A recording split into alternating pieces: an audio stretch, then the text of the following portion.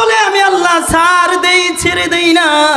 ও মুসলমান বন্ধুরা, ও বন্ধুরে, ওই ফেরাউন যে মুখের জবান দিয়া বলছে ওই নীল নদীর মধ্যে চুবাইয়া চুবাইয়া মারবে, আমার আল্লাহর পছন্দ হয়ে গেছে রে। ও দোস্ত বন্ধুরে, শোনো শোনো শোনো শোনো, ওই ফেরাউন এমন অবস্থা করছে, মুসা পয়গম্বরকে এমনই নির্যাতন করত, এমন নিপীড়ন করত বন্ধু। মুসা পয়গম্বররে এমন নির্যাতন জ্বালাইতে জ্বালাইতে জ্বালাইতে মুসা পয়গম্বরকে এবার ধাওয়া দেওয়া শুরু করলো।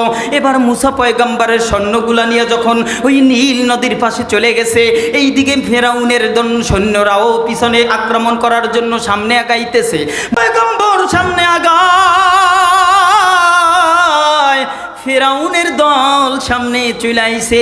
এবার মুসা পয়গম্বরের সাথীরা ডাক দিয়া কয়, ও ওই যে দেখা যায় ফেরাউনের লোক চলে আইছে, এবার আর মনে হয় আমাদের বাঁচার উপায় থাকবে না। এবার এই কথা বলতেই বলতেই মুসা পয়গম্বর ডাক দিয়া কয়, না, আমাদের সাথে আমাদের আল্লাহ আছে। বন্ধুরা, বাবারা, আমার মালিক ডাক দিয়া কয়, মুসা রে, তোমার হাতের লাঠিটারে ছাইরা দাও, ছাইরা দাও। বন্ধু, লাঠির আওয়াজ করলে অনেক সময় লম্বা ইতিহাস, এইটা আমি যাইতে পারবো না, মূলত সংক্ষেপ করেই বলে বিদায় নিতে চাই। বন্ধু, লাঠি যখন ছেড়ে দিছে বন্ধু, মুহূর্তের মধ্যে নীল নদের মাঝখান দিয়া 12টা রাস্তা হয়ে গেছে। বলেন না আল্লাহু আকবার।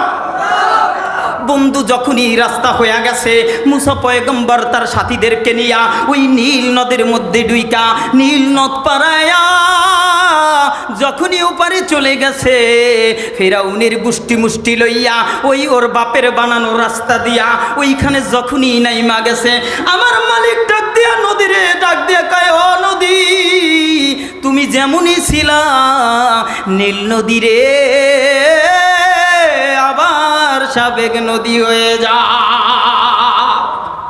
বলতে দেরি, মুহূর্তের মধ্যে নীল নদের পানিগুলো আবার পানি হয়ে গেছে। পানি তো হইছে হইছে বন্ধু, এবার কি করছে আল্লাহ কয়, ঢেউ শুরু করে দাও। ঢেউ এমন ভাবে দেওয়া শুরু করছে বন্ধু, একবার ফেরাউন ঢেউ নিচে চলে যায়, আর একবার উপরে উঠে, আবার নিচে চলে যায়, আবার উপরে উঠে। এমন অবস্থায় ফেরাউন কাক দিয়া কয়, ও মালিক, ওই মুসা এবং হারুনের মালিকের উপরে ঈমান আনলাম। আল্লাহ কয়, এখনো বলতে পারলি না আল্লাহর উপরে ঈমান আনছো, এখন তোর ঈমান কবুল করব না।